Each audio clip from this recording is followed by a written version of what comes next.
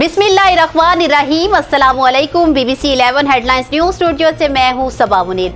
आपको अपडेट करें कराची से, जहां हमारे नुमाइंदा खसूसी जावेद इब्राहिम मंगी के मुताबिक शहर कायद में कारोबारी आयाम एक मरतबा फिर तब्दील कर दिए गए। अब शहर में तजारती मराकज़ जुमा और इतवार के दिन बंद रखे जाएंगे। सूबाई महकमा दाखिला सिंध की जानिब से जारी करदा हुक्मनामे के तहत कराची में हफ्तावार सेफ डेज एक बार फिर तब्दील कर दिए गए हैं। तजारती मराकज़ हफ्ता और इतवार की बजाय अब जुमा और इतवार को बंद रहेंगे, जबकि हफ्ते को कारोबार खुला रहेगा। महकमा दाखिला सिंध के मुताबिक सेफ डे को ताजर बरादरी के कहने पर तब्दील किया गया है।